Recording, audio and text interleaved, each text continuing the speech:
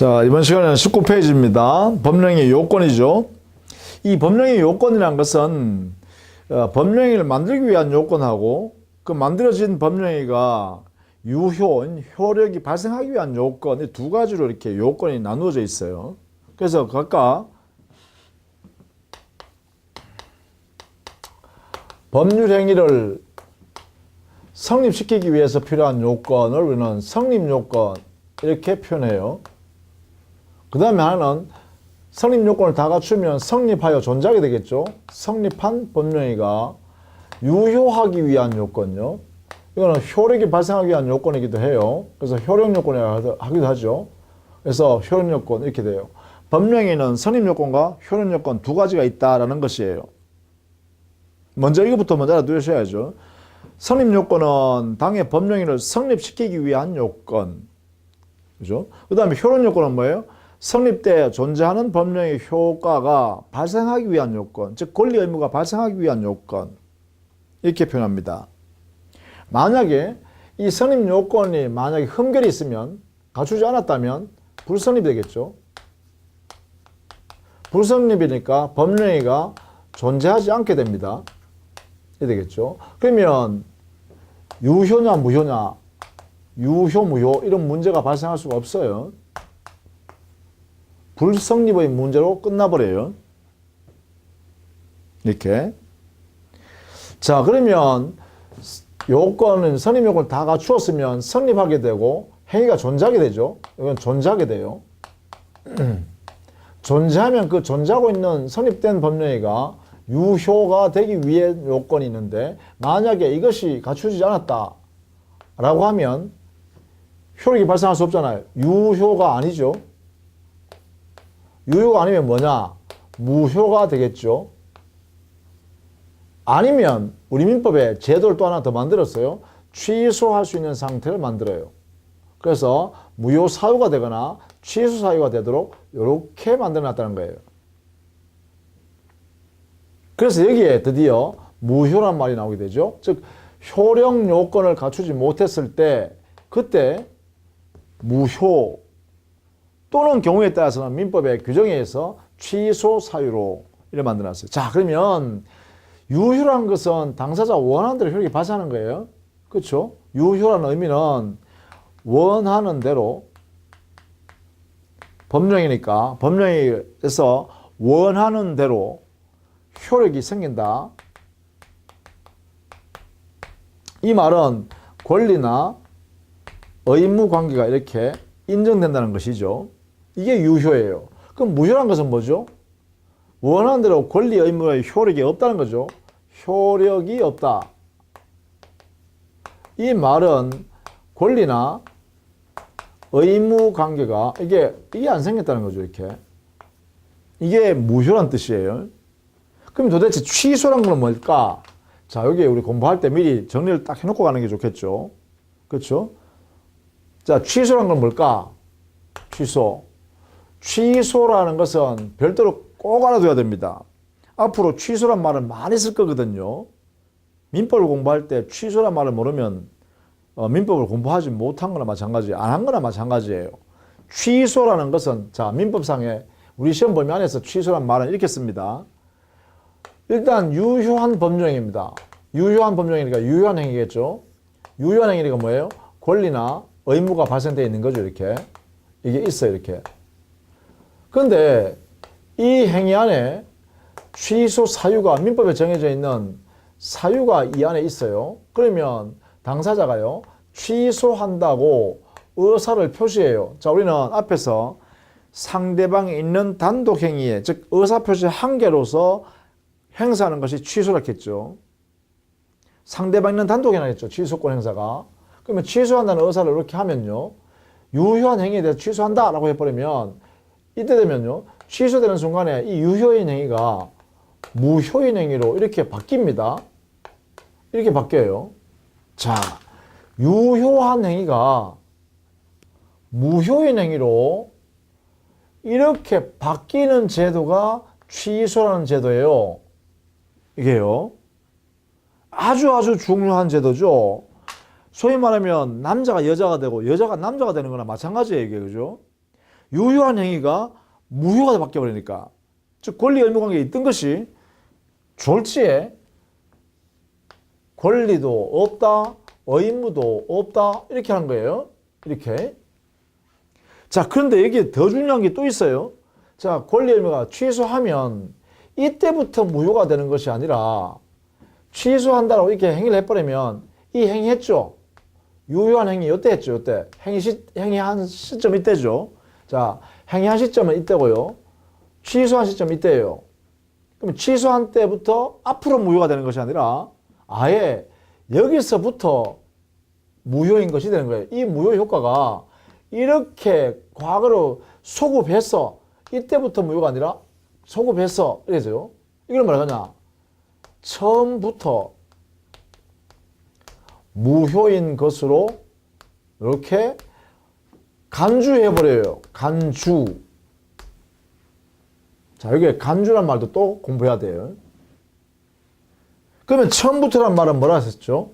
처음부터란 말은 소급해서 이렇게 했죠. 소급적으로 무효인 것으로 간주해요. 이렇게. 자, 그러면 이때부터 무효란 거야, 이때부터. 이때부터 무효란 거야, 이때부터. 이게 취소라는 의미예요. 아주 중요하죠. 그래서 취소는요, 유효한 행위를 무효로 만드는 것으로서 무효가 되는 시점은 이 법령이 할 때부터 여기 취소는 이때 했지만 소급해서 과거로 돌아가서 무효였다. 이때부터 권리 의무가 안 생겼다는 거예요. 여기에 권리 의무 이때부터 안 생겼다는 거예요. 어떻게 취소하게 되면 이렇게 된다는 거죠. 아, 이게 어렵네요. 그렇죠? 자, 그러면 간주란 말은 뭐냐? 간주. 뭐 한자 용어는 이렇게 씁니다. 한자 용어는 간주. 이게 씁니다. 자, 이 간주라는 것은요, 간주란 말은 우리 민법의 규정에는요, 규정상으로는 어떻게 썼냐 하면 이렇게 써요. 무엇으로 본다라고 이렇게 규정해 두었어요. 이렇게. 그러면 이 효과는 뭐냐? 간주한다는 의미는 뭐냐? 의미. 즉, 무엇으로 본다라는 이 의미는 뭐냐? 여기 A로 본다 이렇게 쓴다면 A로 확정한다 이런 뜻이에요. 뭔지 모르지만 그걸로 확정해버리는 거예요. A로 확정해 두는 것을 간주라 그래요. 확정해서는 뭐예요? 바꿀 수 없다는 거죠. 바꿀 수가 원칙적으로 없다. 확정해버렸으니까 이렇게 되겠죠. 그럼 여기에 무효로 본다, 무효로 간주한다 이 말은 무효로 확정해버린다라는 거예요. 뭐가? 법 규정에 의해서, 민법에 의해서요. 사실은 유효였던 것이 무효로 바뀌어가지고 확정되어 버리는 거예요. 이걸 뭐라냐? 이걸 취소라 그래요. 자, 그래서 취소란 말은 대단히 중요하다. 그러면 취소란 말은 아무데나 쓰는 게 아니에요. 여기 보다시피 법에 정해져 있는 취소 사유가 이 유효한 행위 속에 들어있어야 돼요. 이게요. 그게 뭐냐? 여기 유효 요건, 효력 요건에서 흠결이 발생하는 그 사유마다 무효 사유, 취소 사유가 우리 민법이 정했다는 거예요. 그래서 이제부터 공부하는 것이 정신 바짝 차리고 해야 되는 거예요. 그죠? 왜? 이런 내용을 이제 이해해야 되니까. 자, 그러면 지금부터요, 성립요건부터 공부해 봅시다. 성립요건. 암기사항이기도 하고, 요걸 체계적으로 정리해서 여러분 것으로 만들어야 됩니다. 이 부분은요. 아예. 왜? 기초기 때문에 그래요. 아주 기초기 때문에. 자, 성립요건은요. 우리 교재 보시다시피 19페이지입니다. 제일 밑에. 일반적 성립요건과 특별 성립요건으로 두 가지 형태로 성립요건이 존재하죠. 두 개 다 전부 다 성립요건이라는 말은 같아요. 즉, 법령을 만들기 위해서, 갖추기 위해서, 존재하기 위해서 필요한 요소들이에요. 그럼 일반적 성립요건이라는 것은 뭐냐? 모든 법령행위가 똑같이 이 세 가지 요건을 갖추어야, 요소를 갖추어야 일단 법령행위 형태를 갖출 수 있다는 거예요. 그리고 특별 성립요건은 뭐냐? 개별적 법률행위가 성립하기 위해서 일반적 성립요건 외에도 이러한 요소들이 더 추가되어서 있어야 된다라는 것이죠. 그걸 특별 성립요건이라고 그래요. 그러면 여기는 중요한 것은 뭐예요? 일반 성립요건이 중요해요. 여기는 당사자, 이 당사자는 여기에는 법률 행위를 하는 사람을 말합니다. 당사자. 법률 행위를 하는 사람. 당사자. 그 다음에 이 법률 행위를 하게 되면 이 행위로부터 달성하려는 의도가 있겠죠. 목적. 그 다음에 목적은 당사자가 가지고 있는 의도 아닙니까? 머릿속에 있어요. 그 목적을 밖으로 드러내는 도구가 있어야 되죠. 그게 바로 의사표시예요. 이 목적이 바로 여기 의사인데요. 의도. 이 의도를 외부에 표시하는 도구가 있어야 되는데 그게 바로 의사표시예요. 그래서 당사자가 목적을 가지고 의사표시를 하는 것이 존재해야 돼. 요 세 가지 요소가 있어야 돼.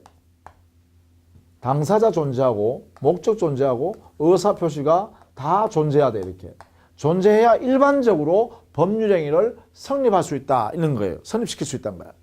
그러면 이 세 가지 중에 어느 한 개도 없으면 어떻게 된다고? 법률행위가 불성립. 공식이죠. 공식. 그냥 당사자 목적 의사표시가 존재하면 당의 법률행위의 성립 요건을 모두 갖췄으니까 성립한다 이렇게 하면 되고, 이 중에 어느 한 개라도 없다면, 존재하지 않는다면, 한 개라도 없으면 성립 요건이 없으니까 불성립인 부존재가 돼요. 이게 무효가 아니라, 무효가 아니야. 불성립이 되는 거야. 아예 존재하지 않는다는 거야. 그 외에 특별 성립 요건은 뭐냐? 이거 이외에도 특별한 법률행위는, 특정한 법률행위는 이거 세 가지 외에도 특별한 요소가 추가돼야 되는 게 있어요. 예를 들면 혼인이라는 법률행위는, 혼인은요,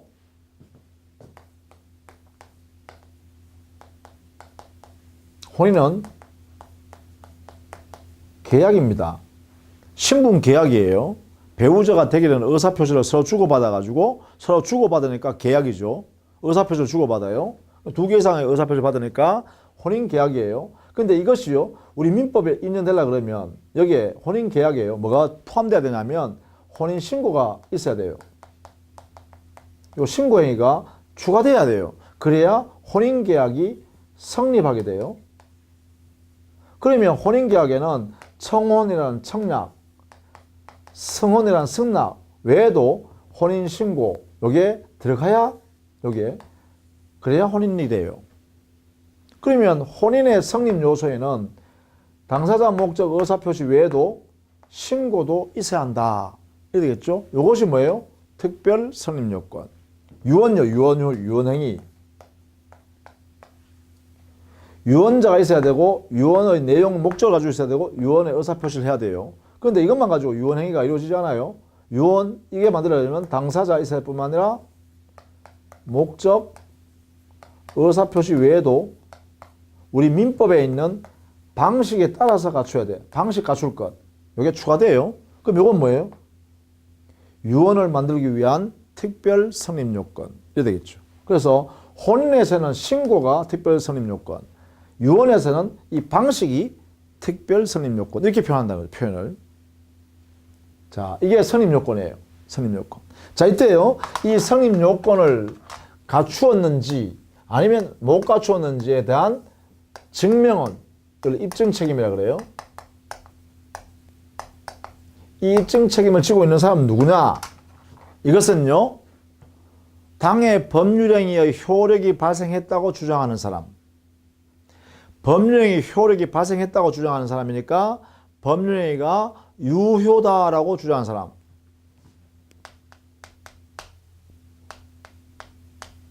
이 사람이 입증 책임을 진다. 그럼 여기 또 이 입증 책임이란 말이 또 뭘까? 그죠? 입증 책임이란 건 입증, 증명을 완성했다. 증명을 완성할 책임. 그러면 증명을 왜 하지? 그래요. 소송을 하게 되면 판사님은 양쪽 주장하는 양 당사자의 말을 한쪽에만 들으면 안 되잖아요. 한쪽에만 그냥 네 말 맞다, 네 말 맞다 이러면 안 되잖아. 그죠? 그러니까 뭐예요? 당사자가 판사님은 아무것도 모른다고 생각하고 판사님을 설득해야 되는 거야. 판사님 내 말이 진실입니다라는 것을 믿게 해야 된다는 거죠. 그러면 판사를 믿게 할 책임을 뭐라 그러냐? 이걸 입증 책임이라 그래요. 이게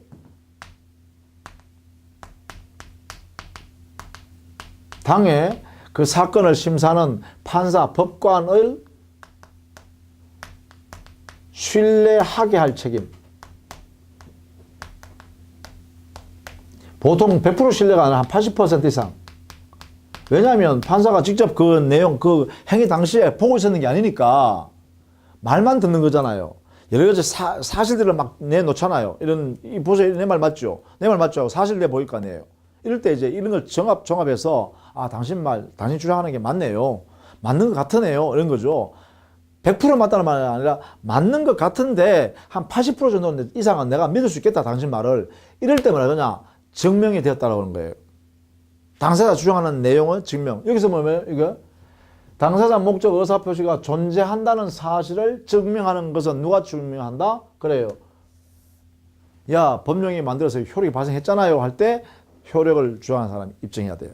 자, 여기까지 유효 주장한 자. 여기까지 알아두시면 좋겠습니다. 그 다음에 20페이지 가면 효력 요건이 있어요. 효력 요건. 유효 요건요. 자, 유효 요건. 이거는 그러면 뭘까?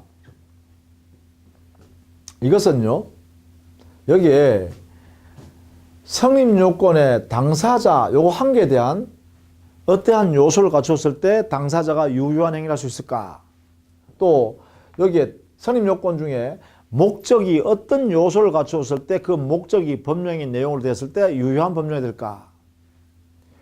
의사표시가 법령에 들어있잖아요. 이 의사표시가 어떤 요소를 갖췄을 때 의사표시가 유효해서 법령이가 유효한다고 할 수 있을까? 이걸 따져보는 거예요. 그러니까 알겠죠? 이 효력 요건, 유효 요건은, 예? 효력 요건, 유효 요건은 이것은 당사자에 관한 효력 요건이 있을 것이고요. 목적에 관한 효력 요건이 있을 거예요. 의사표시에 관한 효력 요건이 있을 거예요. 요소들을 갖추면 당사자 유효, 목적에 이러한 요소를 갖추면 목적이 유효, 의사표시에 이런 요소를 갖추면 의사표시 유효니까 당사자, 목적, 의사표시가 전부 유효한 요소를 갖췄으니까 법령에도 유효다. 이렇게 하면 되겠죠. 자, 그런 의미입니다. 그러면 여기에 어떤 내용으로 정리하느냐? 이것도 역시 이게 일반적 성립 요소니까 이것은 뭐예요? 일반적 성립, 요게 성립 요소에 따르는 효력 요건이다. 알겠죠? 여기에 있는 것이 효력 요건입니다. 여기에 있는 것이. 여기에 들어가는 것이 효력 요건이에요. 그러니까 이거는 뭐냐? 일반적 성립 요건의 요소들에 대한 요소니까 일반적 효력 요건이라고 그래요. 여기 있는 거예요. 일반적 효력 요건. 자, 그러면 당사자한테는 뭐를 필요로 하느냐? 그러니까 우리는 학자들이 연구하니까 당사자는 그 사람은 능력을 갖추어야 유효한 법령을 할 수 있다. 그래서 능력을 갖출 것. 당사자에 대한 효력 요건은 능력을 갖추어라. 그 다음에 목적. 법령의 목적은 확정할 수 있어야 되고, 확정, 실현 가능해야 되고, 가능, 대한민국 법 규정에 위반되지 않아요. 적법한 목적이어야 되고, 적법, 그리고 사회적으로 용납, 용인, 허용될 수 있는 목적이어야 한다. 사회 일반인들이 야, 그런 목적은 괜찮아 라고 받아들일 만한 것이 한다. 이걸 뭐라 그러냐? 사회적 타당성이라 그래요. 사회적 타당성을 줄여서 그냥 타당성 쓸게요. 그러면 뭐냐? 목적이란 것은 확정할 수 있어야 되고, 실현 가능해야 되고, 적법해야 되고, 사회적 타당성 있는 이 네 가지 요소를 모두 갖춰야 돼. 확정할 수 있다, 실현 가능하다, 적법하다, 사회적으로 용인될 수 있는 타당한 것이 한다. 이 네 가지를 모두 갖추면 목적이 유효한 요소를 갖췄기 때문에 법령에도 유효하다는 거예요. 그러면 의사표시는요? 의사표시는 이건 좀 설명은 좀 필요하겠는데, 의사표시 이게 한 단어예요. 그런데 한 단어인데 어떻게 조합이 되어 있냐 하면 이렇게 조합이 되어 있어요. 자, 이 의사란 것은 사람의 마음속에 있는 결심한 거잖아요. 그러니까 사람의 머릿속에 있는 내용이 의사죠. 그래서 이 의사란 것은 이것은 내부에 있는 거예요. 내부에 있는 거. 다른 말 하면 내면에인 거야. 내면에.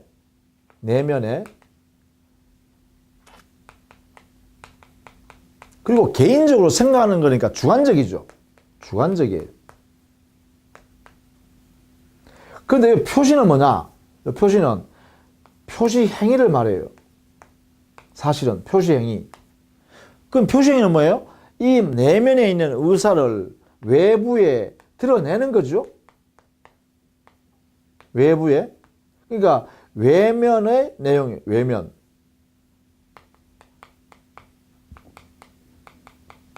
그러다 보니까 이거는 뭐예요? 외면에 나오는 표시행위니까 누구든지 볼 수 있잖아. 그게 보통 사람 누구든지 볼 수 있으니까 뭐야? 객관적이죠. 그래서 이거는 객관적이라 그래요. 이것이 합쳐져서 의사표시라 그래요. 하나의 의사표시. 예? 의사표시. 그러면 결국 뭐예요? 한 사람의 의사를 결정해서 외부에 표시하는 과정을 전부 의사표시라 그러죠. 내 마음속에 머리에 의해서 마음의 결심을 하고 의도를 확정한 다음에 권리 의무를 만들어낼 의도를 가지고 확정한 다음에 그것을 밖에 상대방이 알 수 있도록 표시하는 거예요. 이렇게 표시해 나가는 거죠. 여기서부터 여기까지가 의사표시예요. 이것을 하나의 단어로 하는 거죠. 그렇다면 결국 어떻게 돼요?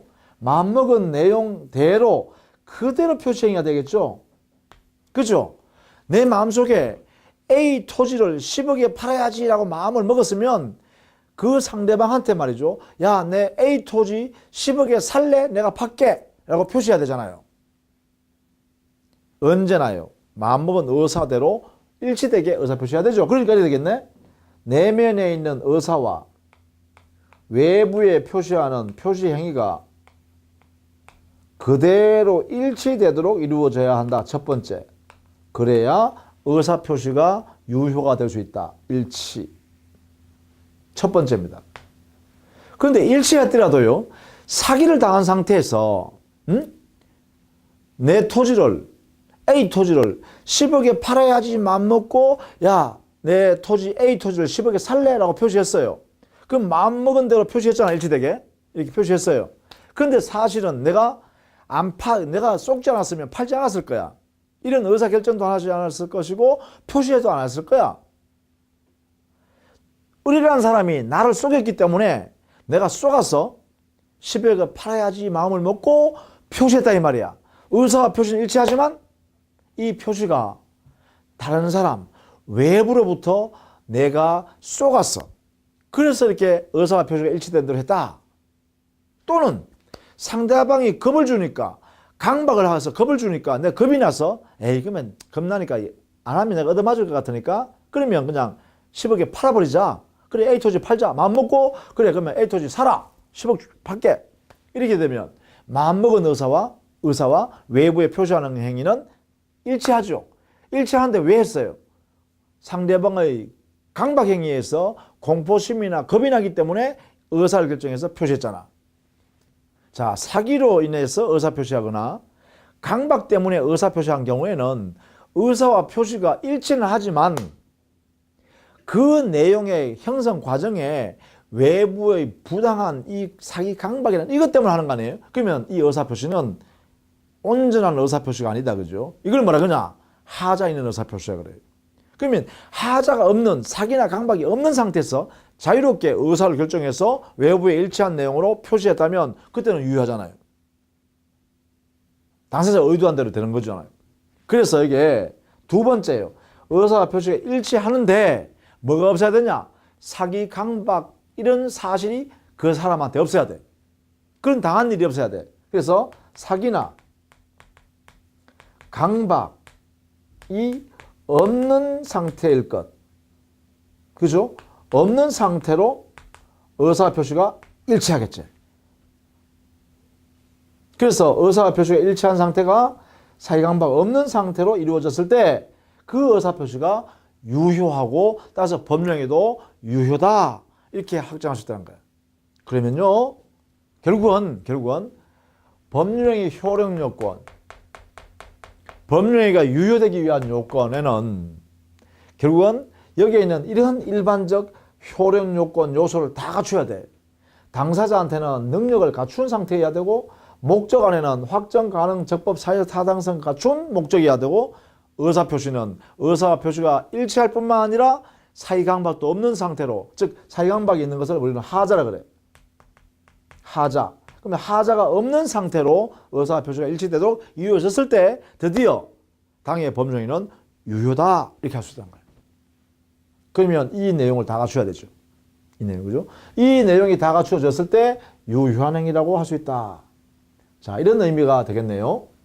그렇죠? 그래서 이 내용을 우리는 일반적 효력 요건이라고 그래요.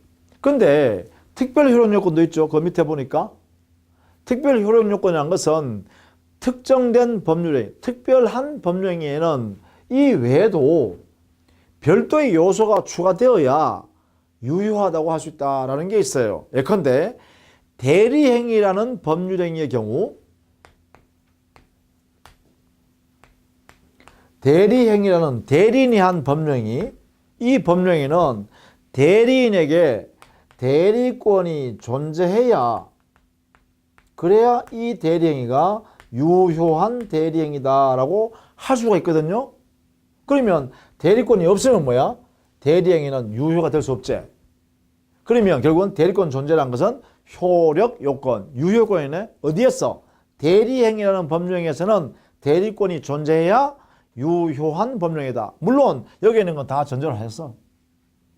이걸 전제로 해서 이 요소를 갖추고 난 뒤에 이것까지도 갖추어야 이 대리행위는 유효한 대리행위다라고 할 수 있다. 그러면 대리행위에서의 대리권의 존재는 특별 효력 요건이다. 그죠? 이렇게. 예를 들면 이렇게 되겠죠? 이렇게. 자, 이런 내용이 있다라는 것입니다. 자, 그러면 이제 나중에 이제 앞으로 공부해야 될 게 뭐냐? 앞으로 공부해야 될 게, 만약에 당사자한테 능력이 없으면 어떻게 될 거냐 이거지. 만약에 목적에 확정을 할 수 없으면 어떻게 될 거냐 이거지.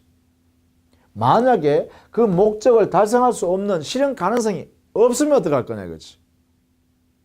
그 목적이 대한민국의 법 규정에 위반되면 어떻게 할 거냐 이거지. 법 규정의 목적은 확정 가능 적법하였으나 사회적으로 용인될 수 없는 목적이면 어떻게 할 거냐 이거지. 또 의사표시가 존재하는데 그 내용을 들여다봤더니만 의사표시가 일치하지 않으면 어떻게 할 거냐 이거지. 또 의사표시가 존재하는데 의사표시는 일치해. 표의자의 의사와 밖으로 드러나는 표시행위가 일치해. 그런데 외부로부터 사기를 받아서, 외부로부터 강박을 당해서 의사표시했다면 어떻게 할 거냐 이거지. 각각. 그래서 이 요건이 흠결되었을 때 우리는 아까 보면 뭐라 했어요? 바로 이거 했잖아요. 그죠? 효력 요건을 갖추지 못했을 때 유효가 아니니까 무효가 되거나 취소할 수 있는 사유가 된다 했잖아요. 그럼 여기서 이 요소 중에 어떤 요소가 흠결됐다, 없다라고 하면, 갖추지 못했다라고 하면 무효인 법령이 되거나 아니면 취소할 수 있는 법령이 된다 이 말이야. 여기에요. 지금 그걸 이제 앞으로 하나씩 공부하는 거예요. 즉 능력의 의미가 어떤 거냐. 그 의미가 이런 거라면, 그러한 능력이 없다면 법 효과는 무효냐, 취소할 수 있는 거냐, 아니면 유효 인정이 되냐, 이렇게 공부하겠죠. 그런 내용을 공부해야 되는 거예요. 또 확정 가능 적법 사회 타당성이란 것은 어떤 의미인가, 어떤 내용들이 있는가, 그걸 배운 다음에 그러면 이게 갖추지 못했을 때는 어떻게 할 거냐, 무효로 할 거냐, 취소할 사유로 할 거냐 정해야 된다는 거예요. 또 의사표시 일치하고 하자가 없으면 유효를 하면 되겠는데, 의사표시가 불일치한 경우는 과연 어떤 형태의 의사표시가 존재하면서 그 불일치한 의사표시 효과를 유효로 할 거냐, 무효로 할 거냐, 취소할 거냐 정해야 된다는 거예요. 사이강박이 있는 의사표시일 때는 그럼 어떻게 할 거냐, 그거 무효로 해야 되냐, 취소해야 될 거냐, 이걸 이제 앞으로 우리가 공부해야 될 내용이다. 그죠? 이게 이제 효력 요건에 관한 공부를 지금부터 해야 되는 거예요. 이게 이제 제일 중요해요. 여기서 우리 시험 보면은, 시험에서는요, 여기서 민법 총칙에서 한 10문제가 출제됩니다. 민법 총칙에서 10문제 출제되는데, 여기서 사실은 한 6, 7가지, 6개 내지 7개 문제가 여기서 나옵니다. 여기서. 거의 다 나온다고 보면 되죠. 그죠? 여기에서 대부분 다 나온다고 보면 돼요. 이게. 물론 보세요. 이것도 대리제도도 뭐예요? 유효요건 아니에요. 집어넣으면 대리권 존재라는 여기에 들어가면 대리행위에 관한 유효요건 아닙니까? 유효요건. 무권대리니, 표현대리니, 유권대리니 하는 것은 그 내용의 의미를 이해한 다음에 그러한 유권대리일 때 어떤 효과 부여하고 무권대리일 때 어떻게 처리하고 표현대리일 때 어떻게 처리할까? 결국은 이 문제는 효력요건이에요. 대리제도도. 또 뒤에 가면 우리 시험 보면 마지막 부분에 민법 총칙의 마지막 부분에는 뭐냐면 조건부 법령이, 기한부 법령이를 배웁니다. 법령이에 조건이 붙어 있는 경우, 법령이에 기한이 붙어 있는 경우, 그걸 우리는 조건부 법령이, 기한부 법령이 이렇게 표현해요. 그러면 이 법령이에 조건이나 기한에 의해서 효력이 제한되거든요. 이 법령의 효력 발생을 제한하는 게 조건이나 기한이에요. 나중에 그거 배웁니다. 그때 조건 기한의 성취 여부에 따라서 이 행위, 법령의 효력이 발생이나 소멸하게 된단 말이에요. 그렇다면 이 조건 기한도 결국 뭐예요? 여기에 있는 효력 발생 요건이에요. 조건의 성취, 기한의 도래 이런 것들이 효력 요건이에요. 그럼 결국은 뭐예요? 민법 총칙에 있는 우리가 앞으로 배워야 될 내용은 효력 요건에 관한 내용을 공부하는 거다 이거죠.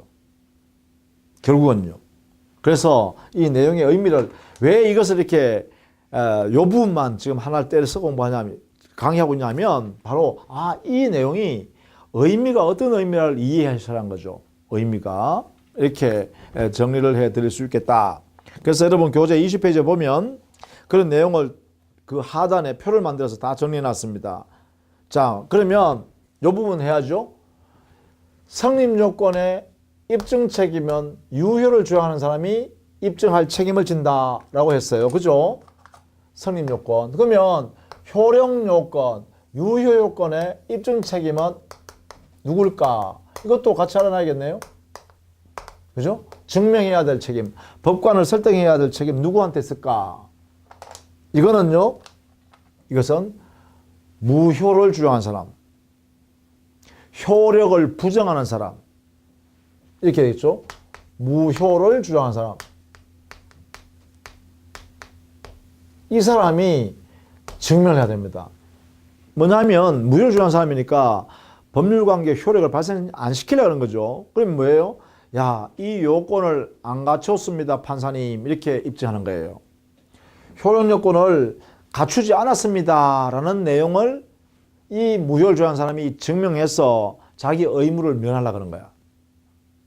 그렇죠? 의무 면하는 사람이라고 하는 거죠. 이렇게. 무효 주장자가 효력 요건에 관하여 증명한다. 이 말은 효력 요건이 갖추어져 있지 않다는 것을 증명하는 거죠. 이게 바로 입증 책임이에요. 그래서 성립 요건의 입증 책임은 유효를 주장한 사람이 입증해야 되고, 효력 요건의 입증 책임은 무효를 주장하는 사람이 입증 책임을 져요. 이렇게요. 자, 이런 내용으로 이제 총 정리하면 되겠다. 이걸 우리 교재에는요, 20페이지에 보시면 그 하단에 정리를 다 해놨습니다. 그 표로 해놨죠. 거기에 1번에 성립 요건과 효력 요건에 대한 입증 책임 해놨죠. 여기는 지금 막 정리한 것입니다. 그 앞에 뭐 판례 태도인 법률 요건 분류설에 의하면 이걸 몰라도 되고요.